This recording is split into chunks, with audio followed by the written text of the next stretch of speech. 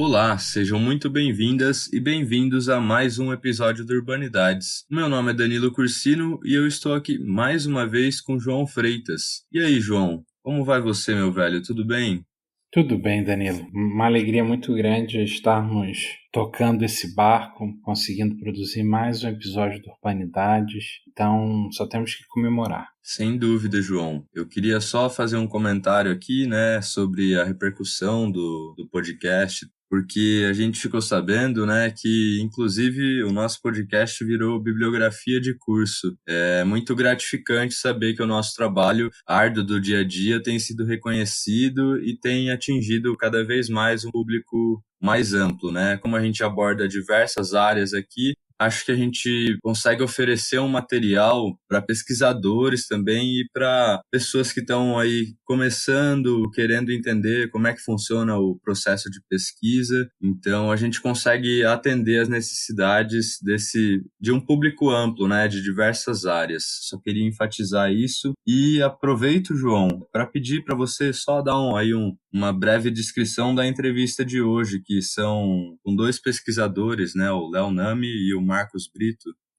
Sem dúvida. Sobre o ponto que você destacou, Danilo, só queria fazer um breve comentário Uhum. de como é interessante, de fato, isso estar acontecendo, né? A nossa proposta é justamente democratizar o acesso a essas pesquisas, por mais que a mídia do podcast ainda seja uma mídia relativamente elitista, com uma série de barreiras de entrada, são outras formas de difusão de conhecimento que não texto, né? Que é mais comum dentro da academia. Então, é de fato algo que nos deixa muito orgulhosos. Sobre a entrevista de hoje, a gente teve a oportunidade, a honra de conversar com o professor Léo Nami, da UNILA, e com o doutorando Marcos Brito, que agora está na UFBA, sobre o grupo de pesquisa que o Léo chefia, coordena na UNILA, que é o DALI, que é Decolonizando a América Latina. Então foi uma conversa muito rica sobre o conceito da decolonização e da importância de trazermos essa perspectiva para as nossas pesquisas, entendendo que a colonização deixou marcas muito fortes na nossa sociedade e que é importante pensarmos numa outra perspectiva. Muito bacana, João. Esse é um tema que me interessa bastante, confesso aqui para vocês. Aproveito para dar os nossos recadinhos básicos de sempre. Não deixem de curtir a nossa página no Facebook, Urbandata Brasil, o banco de dados sobre o Brasil urbano. É por meio dessa página que a gente estabelece um contato diário com vocês, ouvintes. Por lá que vocês vão ficar atualizados, tanto dos episódios como, enfim, de outras questões que a gente sempre está publicando por lá. Não deixem de seguir a gente no Spotify, também procurem avaliar bem a gente no Apple Podcasts e além disso a gente está disponível em praticamente todos os agregadores de podcast. Então, se você tem preferência por algum programa para escutar podcast, você provavelmente vai conseguir encontrar a gente por lá. Fora isso, João, faltou alguma coisa? Faltou o nosso e-mail, brasilurbandata@gmail.com, brasilurbandata@gmail.com. E o mantra que eu tenho repetido há alguns episódios, uma homenagem ao grande Antônio Bujanra: esse programa pode não ser uma janela aberta para o mundo, mas é certamente um periscópio sobre o oceano do social. Vamos ao episódio então? Vamos.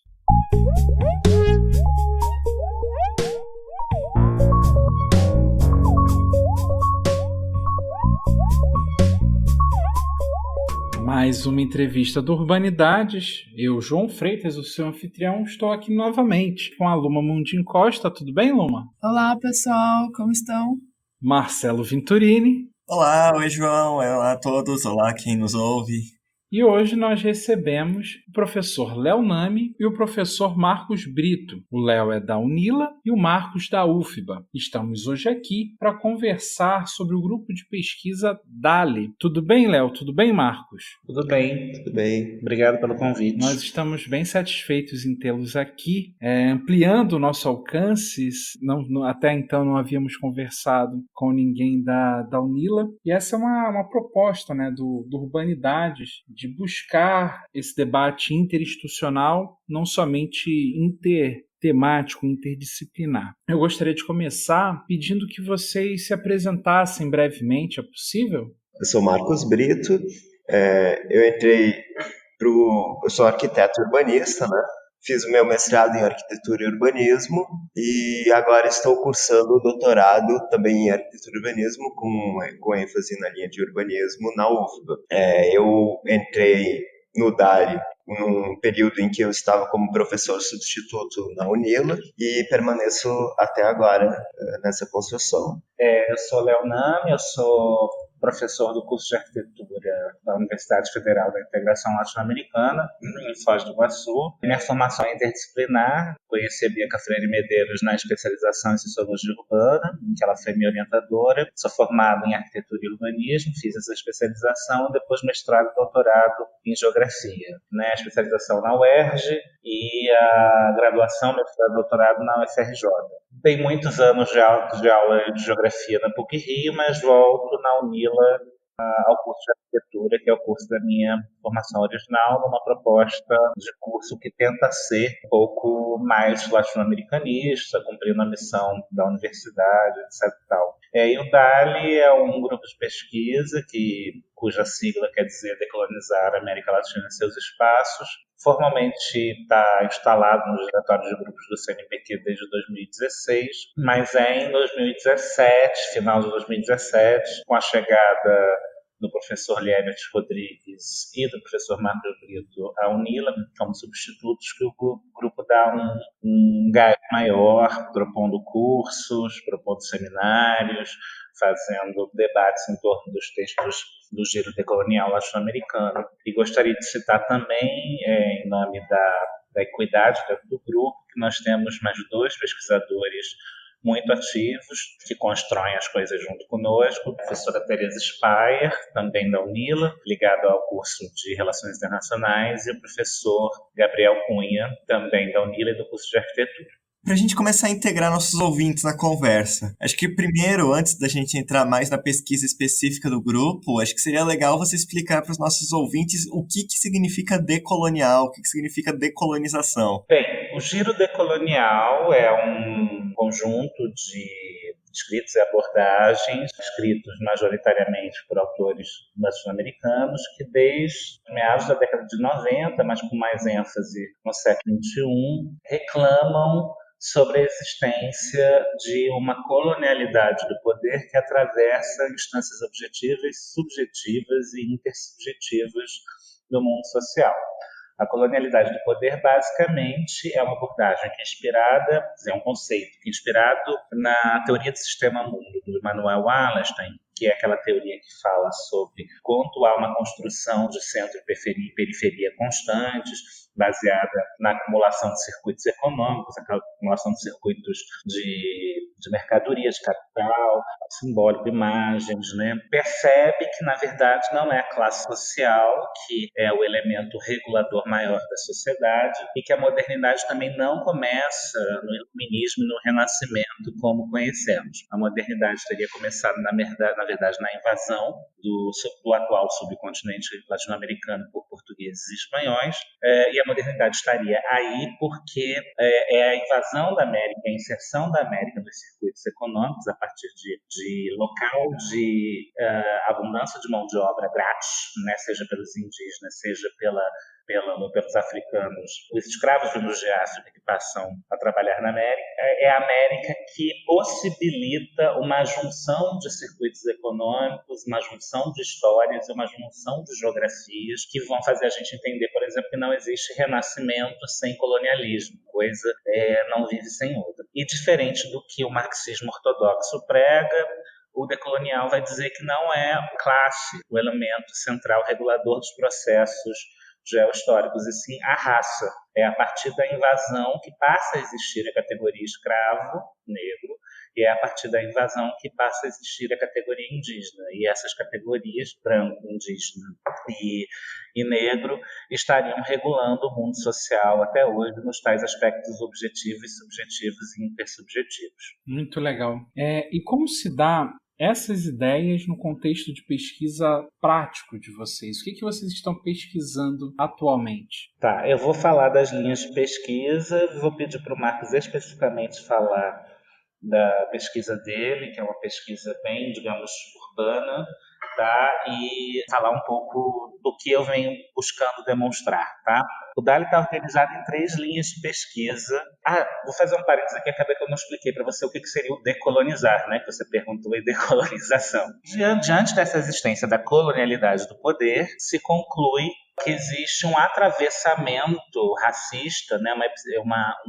Um racismo epistemológico que, na produção do conhecimento e na inteligibilidade da realidade. Essas categorias branco, negro e indígena organizam o mundo social em hierarquias e a produção do conhecimento ela é eurocêntrica porque ela é filiada à branquitude que se apresenta como universal. Diante disso, ela é uma identidade como outra qualquer, mas se apresenta como não identidade, não corpo, e se apresenta como um abstrato universal. Diante disso, decolonizar seria a estratégia de revelar esse racismo estrutural que está em todas as instâncias e atravessa a história e as geografias, e tentar buscar epistemologias outras, saberes outros, lógicas outras, que são apagadas ou mesmo destruídas pelo processo moderno colonial. Aí, diante disso, as 3 linhas de pesquisa que o grupo DALI tem se chamam decolonizar imagens, cartografias e narrativas da América Latina, decolonizar os ensinos dos espaços de ensino da América Latina e decolonizar paisagens, territórios e corpos da América Latina. Na primeira, a gente vai investigar, então, esse circuito de imagens, textos, discursos, né, que vão falar sobre a América Latina e comparar a América Latina com os outros lugares, ou os próprios lugares internos da América Latina, né, e que vão criar essa suposta singularidade e diferença da América Latina que geralmente a subalterniza. Então, desde a invenção dos trópicos, passando por uma ideia de latinidade quente, sensual, até uma favela que se resume à topografia do Rio de Janeiro, ou uma feição mais andina, passando pela invenção do negro, do indígena, do nordestino, do baiano preguiçoso, do malandro latino-americano, né? Há uma série de imagens e narrativas que circulam globalmente e assimetricamente sobre esse subcontinente. Na segunda linha, sobre os ensinos do espaço e os espaços de ensino, a gente está claramente falando sobre essa epistemologia colonial, né, e não a decolonial, que dentro de cursos como de geografia, arquitetura, sociologia urbana, né, terão o eurocentrismo como uma base primordial e estarão sempre descrevendo o espaço latino-americano em comparação com o espaço tido como universal, geralmente o europeu ou o estadunidense, a cidade latino-americana como algo diferente a ser comparado com a metrópole europeia, o fato de cursos de arquitetura e cursos de geografia terem como referência sempre escritos sobre a grande metrópole moderna, que não explicam a maior parte das cidades da América Latina. Eu, por exemplo, moro em Foz do Iguaçu, e Foz do Iguaçu é uma cidade que não se explica pela metrópole industrial. E mesmo assim a gente tem isso como uma espécie de mito de origem de todas as cidades. E até mesmo certos colonialismos internos, como é o caso de a gente ter uma bibliografia sobre Rio e São Paulo no Brasil, que domina toda a bibliografia sobre cidade brasileira. Numa espécie de colonização interna mesmo do conhecimento, em que eu preciso sempre falar de São Paulo para falar dos outros lugares. E pesquisadores urbanos de lugares como São Paulo e Rio sempre terão, né, mais projeção do que de outros lugares. E se eu sou um pesquisador da Bahia, do Paraná, de Santa Catarina, do Acre, eu estou sempre falando de uma coisa que parece singular e diferente em comparação às metrópoles do Sudeste, sobretudo São Paulo. E a última, de decolonizar paisagens, territórios e corpos, a gente vai entrar desde uma linha de pensamento sobre ecologia política, né, as desigualdades entre os territórios, de ocupação territorial, e até mesmo na questão do corpo, voltar com mais ênfase nas questões de gênero e raça que assolam a pesquisa científica sobre a América Latina. para eu não monopolizar a fala, o Marcos pode falar um pouco da pesquisa dele, que tem a ver mais com a segunda linha de pesquisa. A minha pesquisa de doutorado, ela está baseada nessa segunda linha que o Léo comentou, né, decolonizar ensinos do espaço e espaços de ensino da América Latina.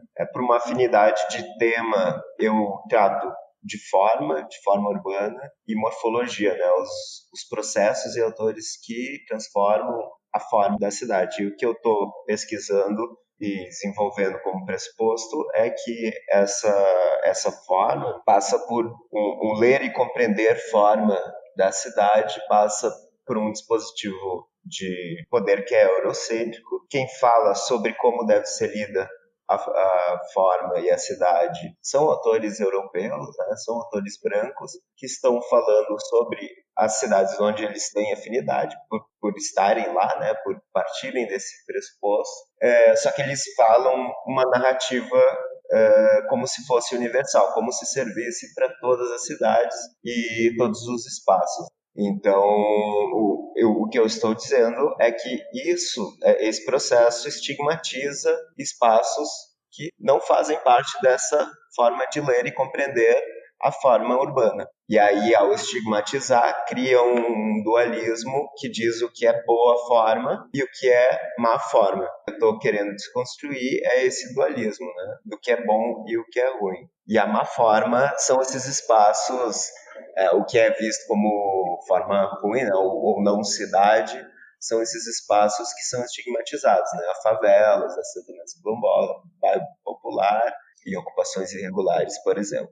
E eu acho, João, Luma e Marcelo, que na fala do Marcos dá para a gente retomar algumas coisas do decolonial que são importantes. De certa forma, tem um texto Urban Data, né, pesquisa urbano, né, tem um arquiteto cubano chamado Yasser Farrés Delgado, que ele pega o conceito de colonialidade do poder e fala da existência de uma colonialidade territorial.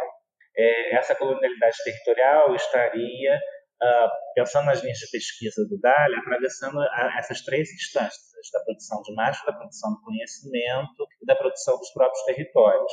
Né? Existe uma ideia de metrópole moderna que atravessa todas as concepções de cidade, que fazem com que todas as cidades fiquem perseguindo o mesmo ideal de desenvolvimento. Então, com esse conceito de colonialidade territorial, a gente começa a entender por que quando uma cidade começa a fazer mega-eventos, todas as outras passam a querer fazer mega-eventos também. O modelo de Barcelona e Berlim, por exemplo, um modelo europeu, mas que passa a ser universalizado, passa a ser perseguido por metrópoles de todo o mundo. Medellín, num processo muito singular, resolve instalar um teleférico e mesmo dentro de um contexto de metrópoles do sul global, esse teleférico instalado em favelas passa a ser perseguido por uma série de outras cidades do sul global para produção e reprodução de novas paisagens da favela latino-americana.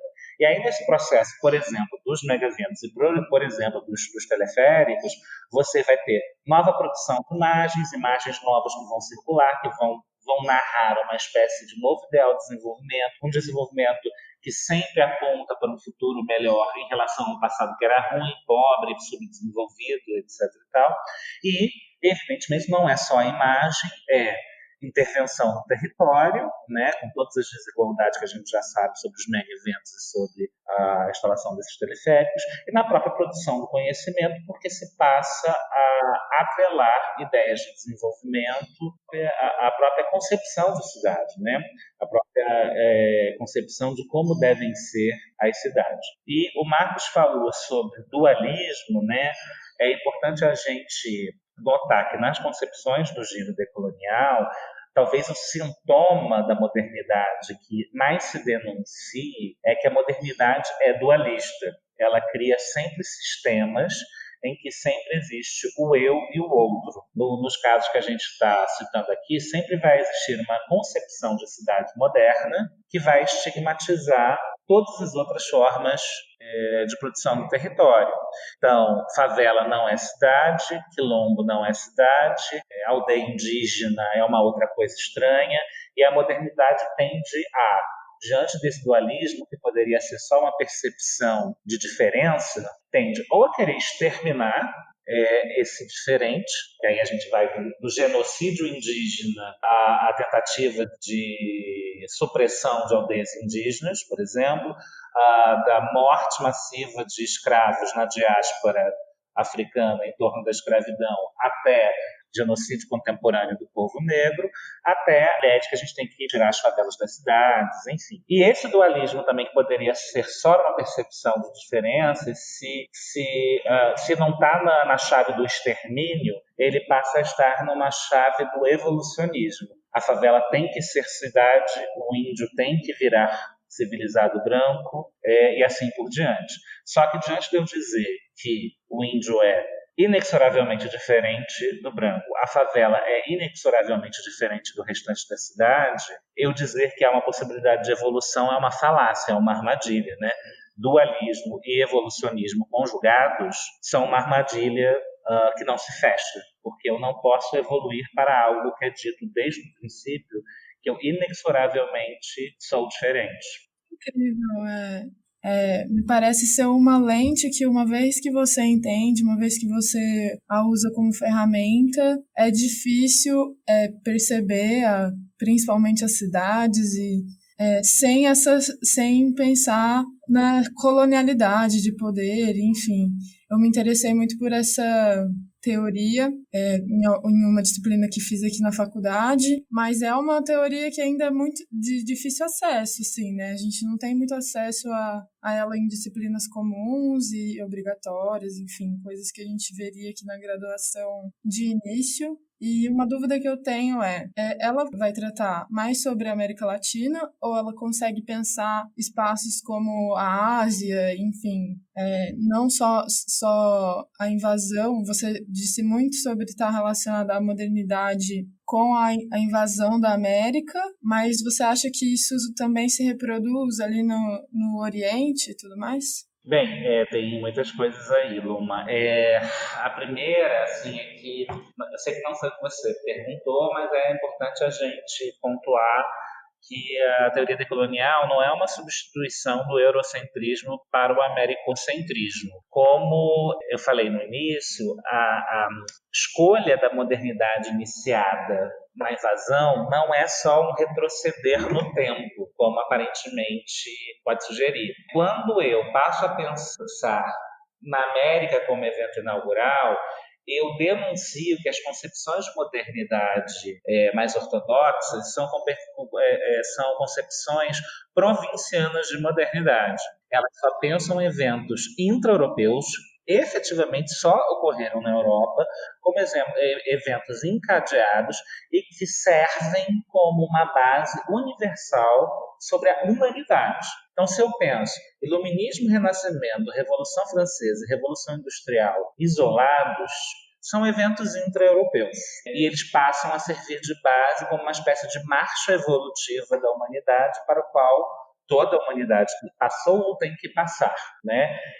Então, quando a gente pega aqueles escritos dos anos 50 sobre desenvolvimento, fazia parte de uma marcha evolutiva você sair do artesanato, depois para a manufatura, depois para a indústria, né? Porque isso tem como chave aquele evento intra-europeu da Revolução Industrial como sendo uma chave universal. Quando eu retrocedo no tempo para a invasão da América, eu passo a entender os eventos da modernidade de forma sistêmica e global. Porque eu passo a entender que foram os recursos naturais abundantes da América que geraram a riqueza para os mecenas financiarem o Renascimento. A gente na escola estuda Renascimento separado, às vezes em disciplina separada, do colonialismo. E a gente não linka que a invasão e o início da colonização ocorreram ao mesmo tempo que aquele evento lá do Renascimento, e que uma coisa tem a ver com a outra. Então, essa inserção da América é para fazer essa virada territorial, espacial, para eu entender a modernidade como um evento sistêmico e global. A Revolução Industrial, sem a mão de obra barata e abundante da América e sem os recursos naturais da América. Marx percebeu a exploração do trabalho na Europa, mas era a primeira vez que uma exploração massiva de brancos, né, europeus pobres ocorria. Os indígenas e os negros eram explorados como força de trabalho grátis, com um trabalho exaustivo que poderia levar à morte, desde 1492. Né? E aí eu preciso fazer esse balance de que o fenômeno que o Marx estava olhando não era um fenômeno novo, era novo na Europa. O genocídio do nazismo foi um horror, mas a percepção do genocídio indígena só ocorreu quando passa a se ter a percepção do genocídio de povos europeus na Europa. Então, o giro decolonial serve para esse comparativismo e serve para linkar eventos sistemicamente. Sobre a sua pergunta, a invasão ela é um evento que faz essa teoria necessariamente ser de longa duração. Eu sempre estou analisando o presente com os olhos geohistóricos. E já há teóricos que tentam derivar a teoria decolonial, não só como um estudo da América Latina, mas sendo um estudo da produção do eurocentrismo e o eurocentrismo como racismo epistêmico. Essa teoria serviria, em tese, para analisar outros territórios dentro dessa lógica sistêmica. Mas como nós somos brasileiros, eu acho que é importante ressalvar o colonialismo espanhol é diferente do colonialismo português. E embora a teoria decolonial não seja uma teoria sobre o colonialismo, seja uma teoria sobre a colonialidade do poder, é muito fácil perceber que os escritos decoloniais são majoritariamente de latino-americanos hispanohablantes e muito mais ligados a um processo mais andino de racismo em torno do indígena. Então, é tarefa nossa, como brasileiros, tentar preencher um certo luso-afrotropicalismo português, que é nosso, é próprio da nossa história. Não que a gente não tenha questões indígenas, temos até hoje, inclusive, mas talvez só o Arthur Escobar, que é um teórico colombiano, e a Colômbia tem uma história mais contundente com a escravidão de africanos, somente ele fala o tempo inteiro a necessidade de uma discussão maior sobre os negros, né, na teoria decolonial. E nós, brasileiros, temos essa tarefa de preencher essa lacuna. Então, eu acho que quando a gente desloca espacialmente, seja para a Ásia, seja para o Brasil, dentro da América Latina, há tarefas a serem feitas. Não à toa, o Marcos está fazendo doutorado na UFBA, Salvador, uma cidade com uma história com a população negra muito forte, o lugar com a maior população negra do Brasil. E eu estou fazendo meu pós-doutorado também em Salvador, na UFBA. Né? De certa forma, a gente está querendo preencher essa lacuna. É muito legal. Aproveitando o ensejo que você trouxe a questão da raça, né, e tratando a problemática da decolonização em cima desse evento chamado modernização, que por vezes é visto a partir de uma dicotomia entre antigo e moderno, entre tradição e razão, religião e ilustração, e nesse debate da decolonização, até o próprio Fanon fala que é importante trazer os termos de análise para uma dicotomia branco e negro. Como que efetivamente essa questão, a presença das raças negra e branca, como o próprio Fanon chama, tem atravessado a pesquisa de vocês?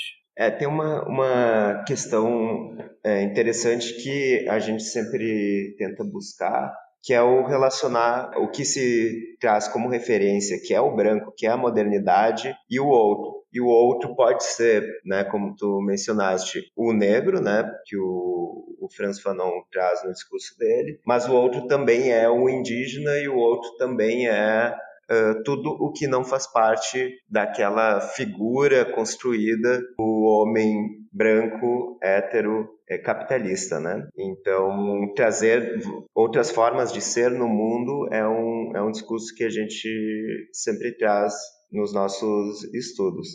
Minha pesquisa de doutorado, inicialmente, eu tenho essa proposição de linkar e de analisar três etnias diferentes, né? Uma matriz branca, a gente não costuma pensar o branco como matriz, uma matriz negra que é muito presente em Salvador, que é muito presente na Bahia como um todo, e por isso essa pesquisa ser realizada na UFBA, e uma matriz indígena andina em El Alto, na Bolívia, que é uma cidade, né, que conseguiu manter muitas características da cosmovisão andina e como um pressuposto de análise imagino que possa ter alguma relevância para entender outra cosmovisão de construir cidade, de construir ambiente que não seja de matriz branca, como a gente tem como naturalizado, né? O Marcos esqueceu de dizer que a Matriz Branca é uma favela lá no Paraná, em Foz do Iguaçu, que é a favela do Bubas, que é considerada a maior favela do Paraná. Dentro daquela ideia do conceito de colonialidade territorial, mesmo a favela do Bubas, que é uma favela de paranaenses majoritariamente brancos, né, ela está na chave da não-cidade. Mas, tanto na favela do Bubas, quanto em Elaldo, quanto em Salvador, né, em algum bairro periférico de Salvador, a gente vai encontrar saber construtivo, que é sempre taxado de não saber pelos próprios arquitetos e pela teoria urbana.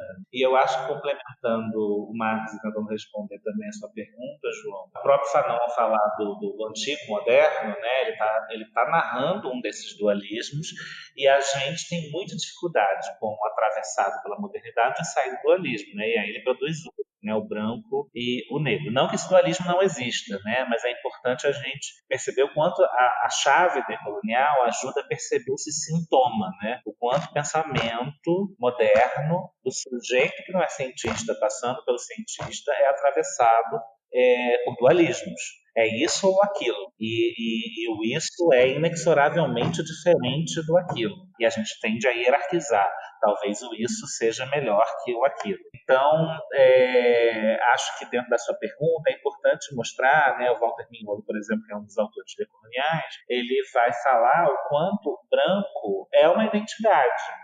Tem toda uma discussão se o conceito de identidade é válido ou não, toda a polêmica em torno do lugar de fala, mas uma coisa que é esquecida de se discutir é que o negro e o indígena, o homossexual, a mulher e a lésbica precisam acionar operacionalmente essas categorias porque existe uma identidade que é a identidade branca heterossexual, burguesa. Só que essa identidade do branco heterossexual burguês, homem, macho, além de ser a única identidade que é atribuída a priori uma humanidade, é ele que é o referente de humanidade, é uma identidade que se apresenta como não identidade, se apresenta como um construto abstrato.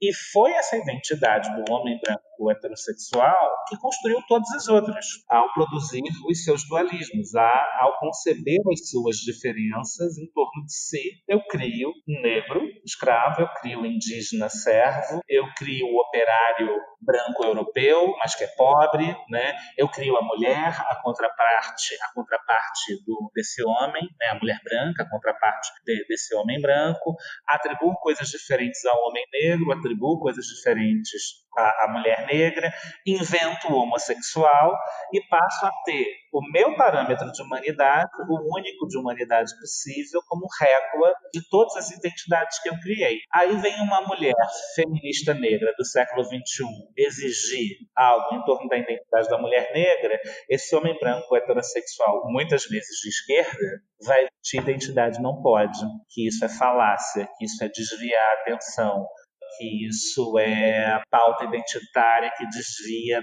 do problema maior, que é a luta de classes. Vai dizer que identidade não existe, que o mundo é superfluido e que a gente, mesmo ele, um marxista ortodoxo, já aprendeu com a pós-modernidade que as identidades não são fixas. Só que foi ele que inventou historicamente essas identidades e as pessoas que foram classificadas já historicamente como inferiores a eles precisam operacionalizar no presente essas questões. Sem identidade não tem cota. Então, embora eu possa discordar da estabilidade das identidades, eu tenho que ser veementemente a favor ao uso político delas. Inclusive, pautando as esquerdas que insistem que a única categoria possível, e veja como isso é moderno, como isso é o exercício do extermínio do pensamento do outro, extermínio da possibilidade da existência do outro, até mesmo as esquerdas ortodoxas vão dizer que discutir gênero e raça não pode, que a única categoria a ser discutida é a categoria de classe. Isso é modernidade, colonialidade em estado puro. É o extermínio do debate do outro e o extermínio do outro, por consequência. Aproveitando também essa deixa, contem um pouco sobre o desenvolvimento das pesquisas atualmente. E a partir dessa perspectiva, quais têm sido os resultados dos investimentos intelectuais do grupo? Vou falar primeiro e vou pedir o Marcos falar, porque as percepções são diferentes. Ele tem uma experiência na Bahia que eu ainda não tenho, que eu acabei de chegar na Bahia. Mas o grupo é muito recente, né, João? Ele começa a trabalhar de fato em 2018. Mas diferente do que a Luma falou, a gente está tendo, por conta da ação do grupo, uma percepção que o decolonial está entrando na moda. Parece que é o resultado de um esforço que a gente e uma série de outras pessoas fizeram, mas ao mesmo tempo a gente se depara com um decolonial sabão em pó, né? Um decolonial que serve tudo, que está muito diluído e que se mistura com os questionamentos facebookianos de lugar de fala. E aí, né, a gente está vivendo um momento muito interessante. Marcos tem várias coisas a contar sobre também a experiência de ser percebido como o decolonial no doutorado, mas que a gente começou a fazer grupos de pesquisa interna. Esse grupo de pesquisa, por uma necessidade de uma colega, virou um curso com certificado, e aí acabou que a gente meio que se convidou para dar um curso na UFBA, ligado ao programa de pós-graduação em arquitetura, mas tinha gente da dança, das belas artes, etc. Tal, de uma espécie de formação básica em 6 aulas do que seria esse decolonial, né? E o que seria a colonialidade, etc. Tal. E essa experiência da Bahia gerou um convite para dar o mesmo curso aqui na UFMG. Nós, nesse momento, estamos falando de uma sala da UFMG também no programa de pós-graduação em arquitetura e urbanismo. Então, a gente está vendo que o nosso grupo de pesquisa tem tido uma função, até agora, de ser quase claro que isso não vai ser eterno, isso é um momento atual, mas quase que um órgão de capacitação. As pessoas já ouviram muito falar do neocolonial, só que elas ouviram falar anteontem.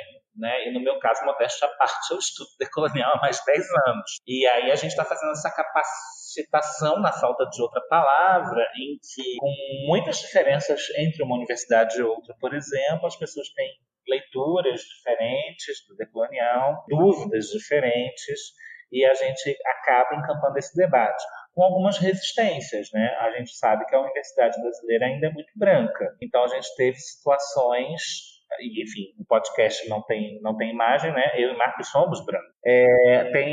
Vai ter uma situação, a gente tem vivido uma situação sui generis de se perceber como brancos falando com brancos sobre a existência do racismo. Alguns brancos por uma resistência de formação mesmo, né? Porque a colonialidade atravessa tudo mesmo, né? Se você perguntar para ele, você acha que existe racismo? Ele vai dizer que sim, mas quando a gente começa a entrar no campo epistemológico, né, do eurocentrismo nas ciências, a tendência é achar que a gente que está sendo racista ao exigir uma menor participação da branquitude nos processos de produção do conhecimento. Então a gente acho que talvez o principal resultado e o principal incômodo que a gente tem nesse momento, 2019, é esse. Tá? E eu acho que o decolonial é uma teoria do sintoma, né? É uma teoria do incômodo.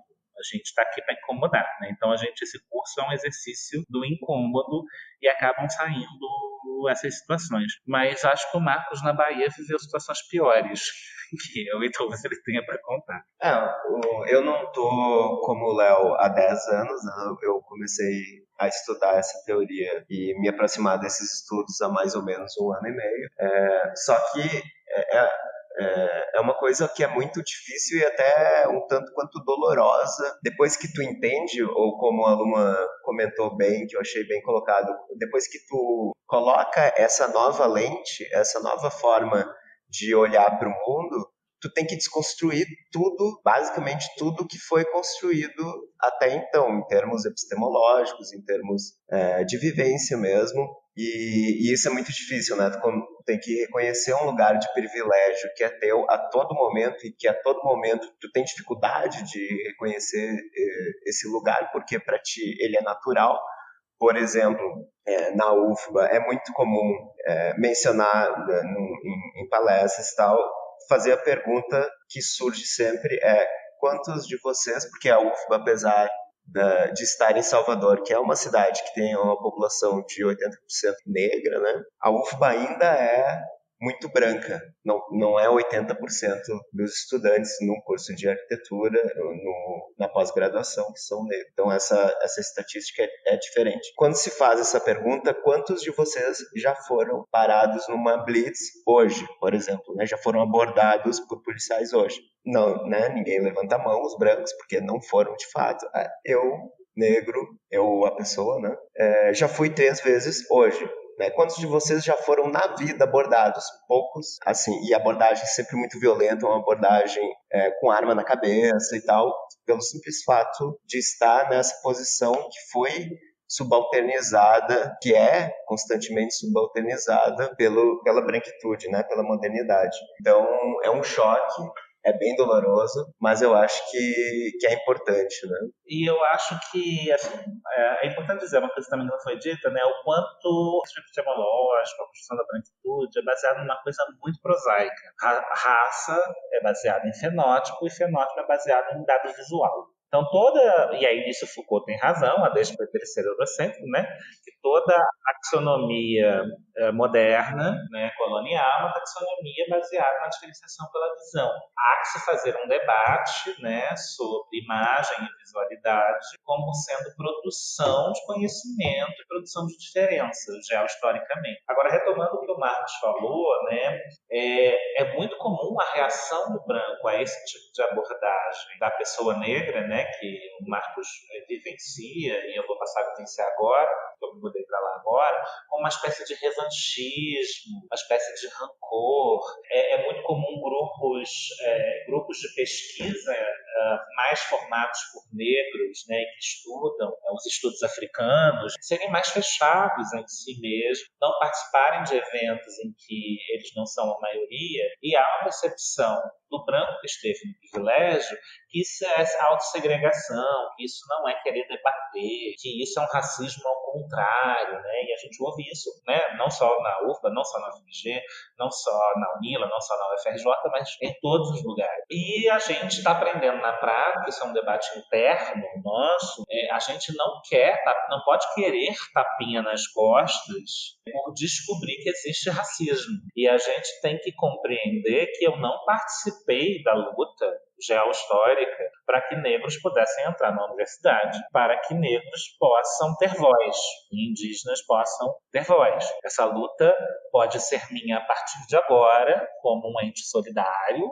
mas não é uma luta minha. E a gente sabe que no mundo racista da academia é muito capaz de que eu esteja falando uma coisa que eles falam há muito tempo, porque vivenciam na pele, né? Literalmente na pele, o que está sendo dito aqui. Só que é capaz de eu ser reconhecido por estar falando isso, por conta do meu corpo, e eu que passe a ser convidado para determinados eventos para falar sobre isso, como esse podcast. São 2 brancos falando sobre esse assunto. Então, a gente tem que compreender que é parte de uma...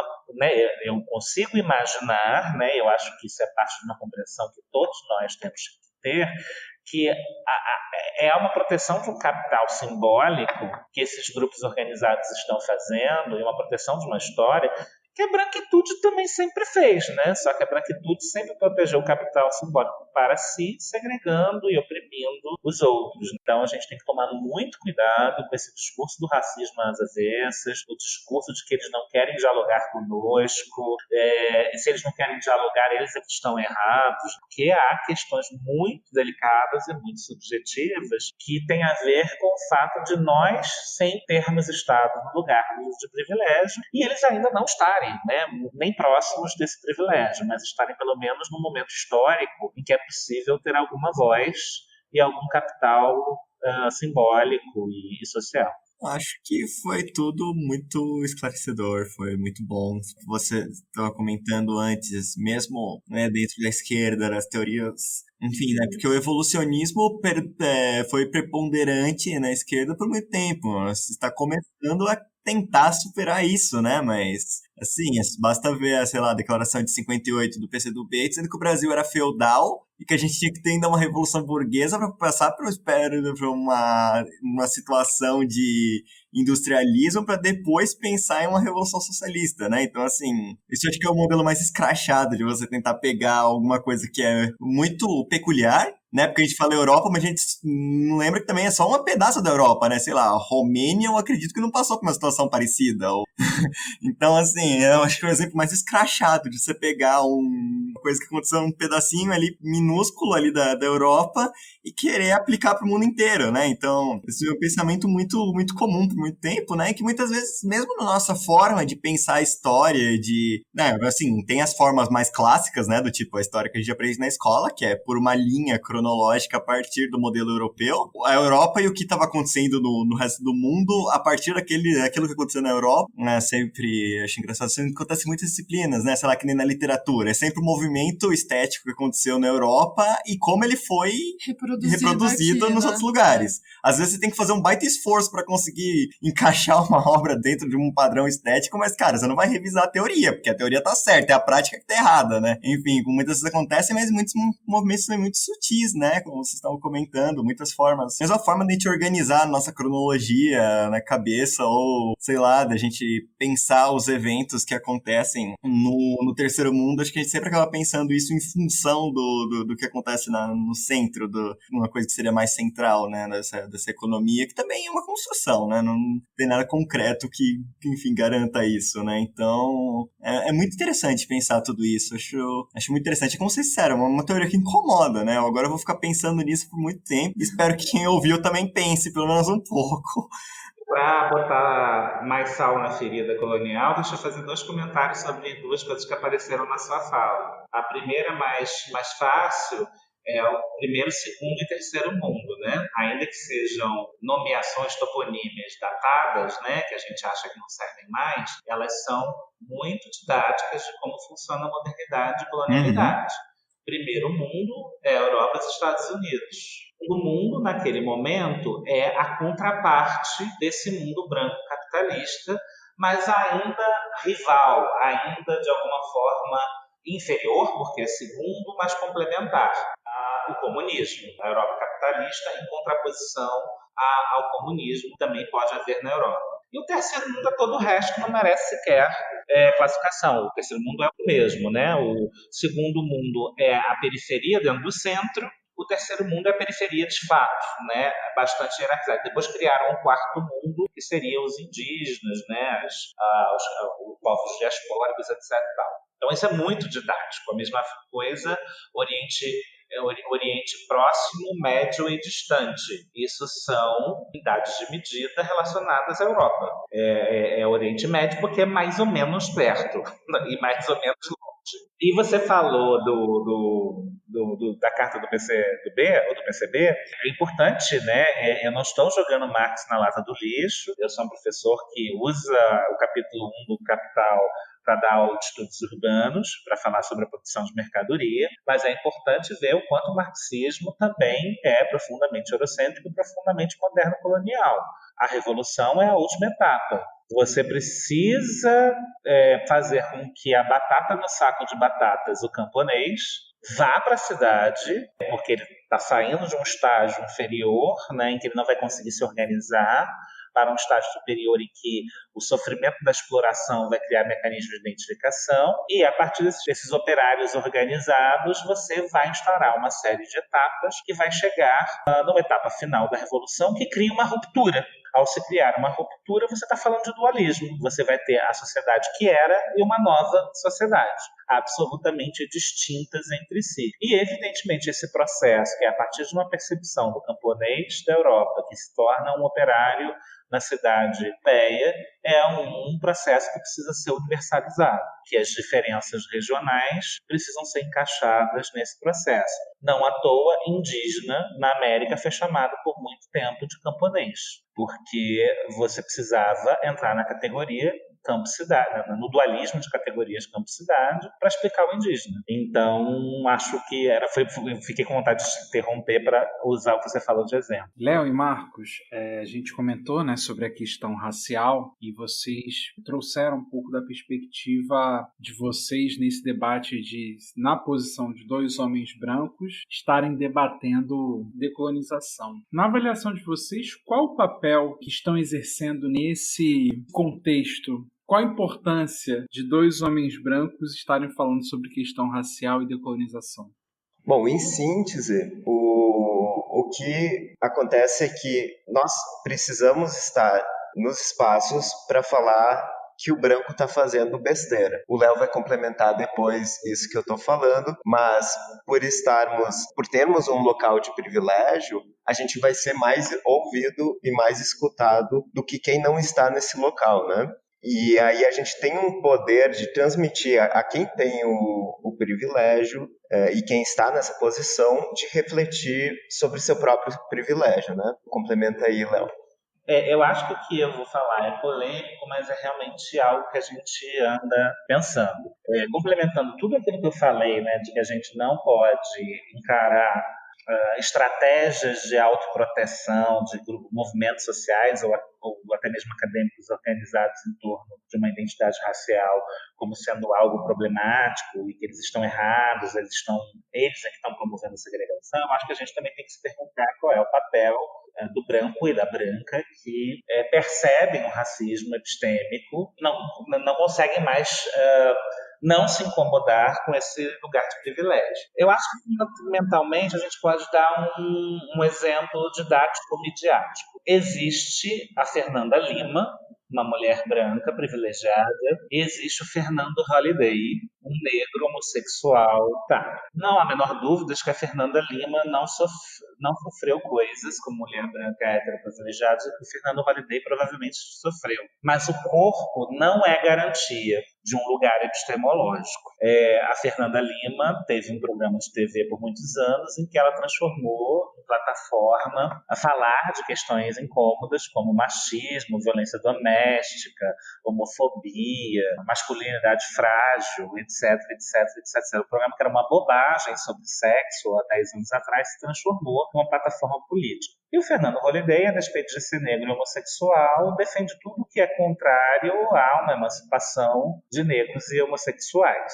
Isso não está sendo utilizado aqui para dizer, tá vendo? Né? Eles também erram. Não é isso. Isso é para a gente falar da possibilidade de se emancipar na medida do possível do seu próprio corpo. O meu corpo eu não consigo arrancar, mas eu não preciso me acostumar com os privilégios que me concebem desde a minha infância por ter este corpo. Dito isso, eu acho que assim como a Fernanda Lima, que provavelmente estava falando mais para uma audiência branca do que para uma audiência não branca, a função de nós brancos talvez seja a de penetrar mais facilmente nos espaços de privilégio e falar sobre esses assuntos. Ter a humildade de saber que em outros espaços de não privilégio esse assunto está sendo vivido e debatido há séculos, literalmente. Só que essa experiência dos negros, dos indígenas, dos homossexuais, dos marginalizados ganhou uma possibilidade de voz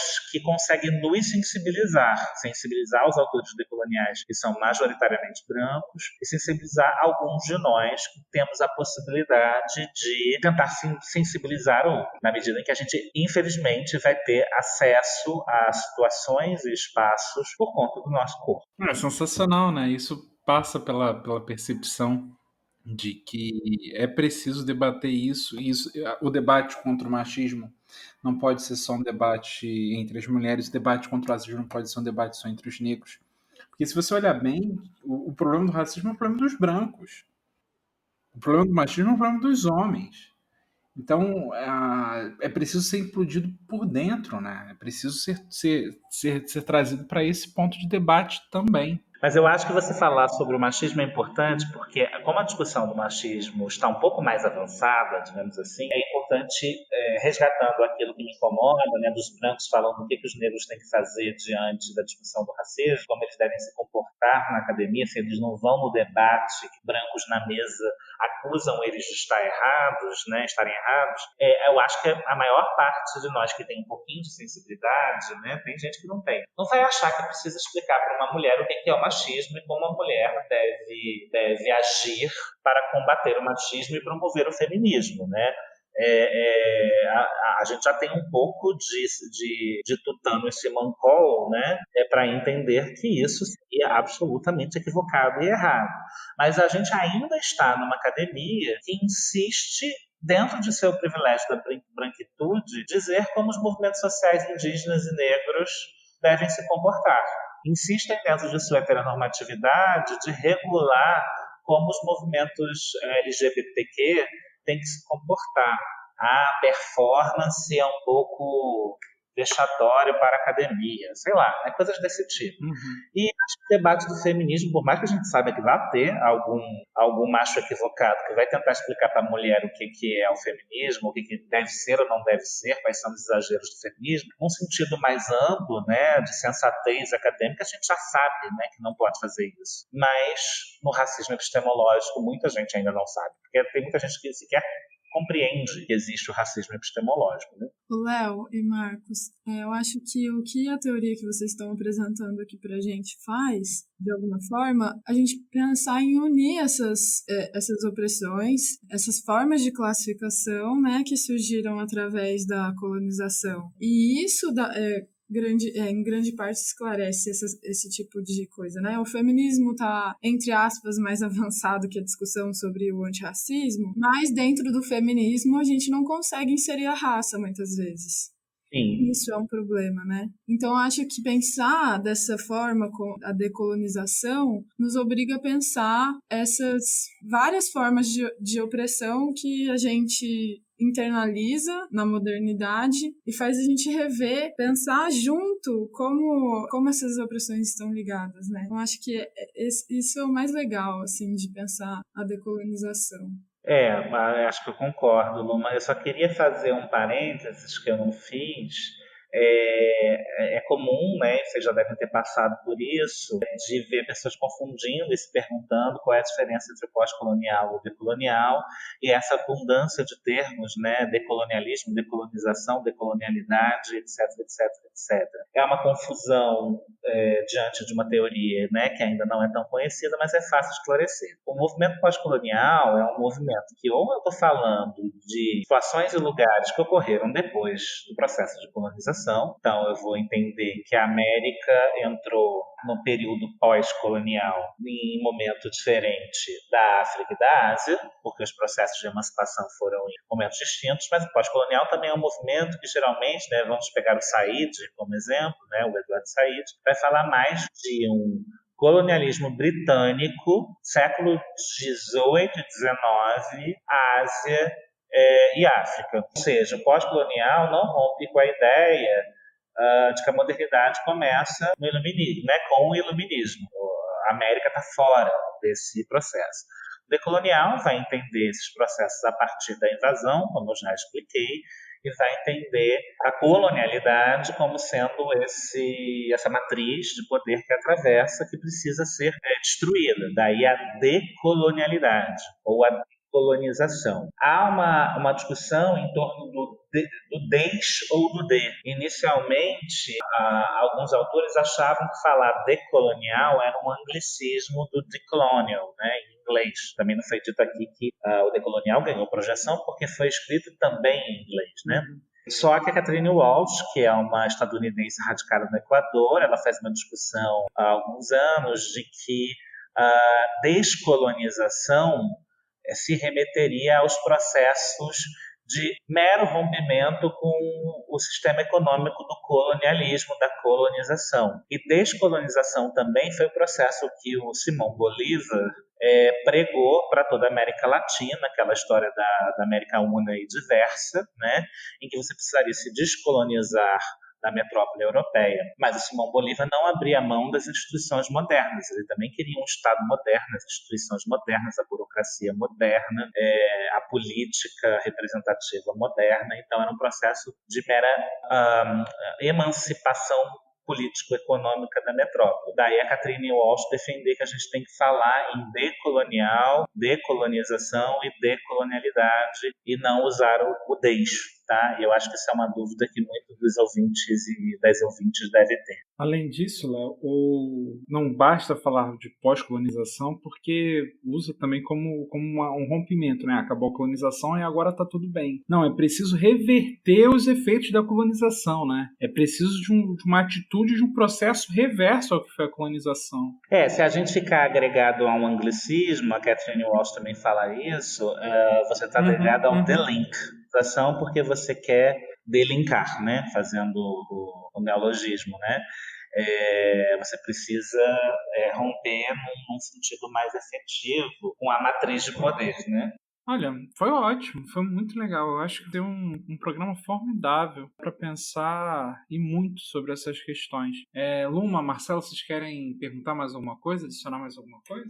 Acho que tá mais do que ótimo. Léo, Marcos, alguma consideração final, alguma coisa que queiram deixar? Eu só queria agradecer pelo convite, mandar um beijo para Bianca Freire Medeiros, minha amiga e colega, e a gente espera que nesse processo que eu narrei, né, que a gente está num momento assim de profunda relação com pessoas que nos procuram para explicar o que é o decolonial, né? A gente já deu 2 cursos, um em Minas, um na Bahia e agora vai dar um no Paraná, que esse podcast tenha uma função ainda mais abrangente, né, por conta de ser um conteúdo midiático para essa função. Perfeito. Nós agradecemos também a participação de vocês, a generosidade de conversar conosco e com nossa audiência e esperamos manter essa interlocução, que sem dúvida é um momento importante para estarmos juntos e fazermos circular as nossas pesquisas. Eu gostaria de agradecer também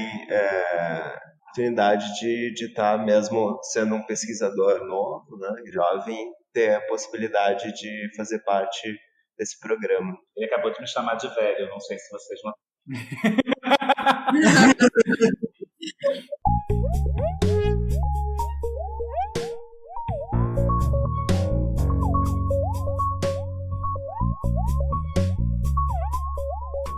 O Urbanidades é produzido pelo Urban Data Brasil, banco de dados bibliográfico sobre o Brasil urbano. O Urban Data está vinculado ao Centro de Estudos da Metrópole e está sediado no Departamento de Sociologia da Universidade de São Paulo. O Urbanidades é feito por bolsistas e associados sob coordenação da professora Bianca Freire Medeiros. Visite nossa página no Facebook.